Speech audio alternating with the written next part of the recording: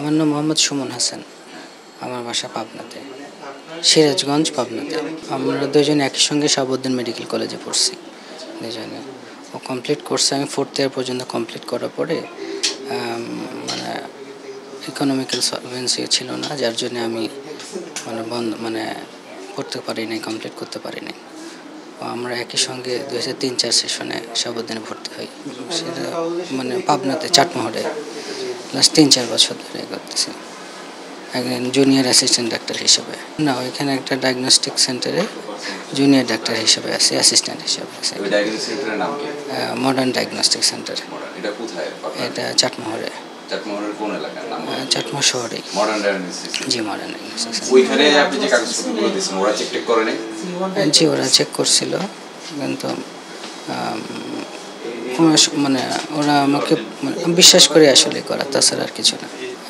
আসলে আমার ফ্রেন্ড ছিল, আর আমিও কিছু টাকা সংগ্রহ করার চেষ্টায় ছিলাম, যাতে টাকাগুলো সংগ্রহ করে আমার পড়াশোনাটা শেষ করতে পারি। সেটাই লাস্ট তার জন্য ফ্রেন্ড ছিল, ওইভাবে কিছুটা সংগ্রহ করতে পারছি। কারণ ও চাকরি করতো কয়েকটা জায়গাতে, ওইভাবে সিবি দেওয়া ছিল কয়েকটা জায়গাতে, ওইভাবেই বন্ধু বান্ধব ছিল সেখানে। আপনি এখন যে কাজটা করছেন আসলে এটা ঠিক করছেন? না, এটা ঠিক করে নাই, এটা আমার অন্যায় হয়ে গেছে, এর জন্য আমি দুঃখিত। ভুল হয়ে গেছে আমার।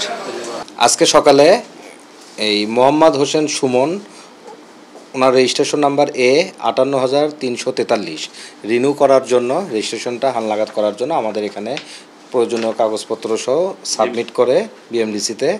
তারপর এইটা হালনাগাদের জন্য যখন আমার কাছে আসার পরে তার যে ডকুমেন্টসগুলো আমাদের কাছে প্রোভাইড করে, ডকুমেন্টসগুলো দেখে প্রথমে সন্দেহ হওয়ার পর আমরা রেজিস্ট্রার স্যারকে অবগত করি। রেজিস্ট্রার স্যার আমাদের কাছে যে তার পূর্ণাঙ্গ যে ফাইল আগে জমা দেওয়া ছিল, ফাইলটা বের করতে বলেন। ফাইলটা বের করার পরে ফাইলের কাছে আমাদের সব কিছুর অ্যাকসেপ্ট ফটোকপি উনি যখন প্রথম এই রেজিস্ট্রেশনটা নেয়, ওটা আমরা সংরক্ষণ করি। ওইটা নেওয়ার পরে উনি যে কাগজগুলান আমাদের কাছে প্রোভাইড করছে, আর যেগুলান হইলো প্রথমে দেওয়া ছিল, সবগুলোর মধ্যে গরমিল পাওয়ার পর ওনাকে জিজ্ঞাসাবাদ করার এক পর্যায়ে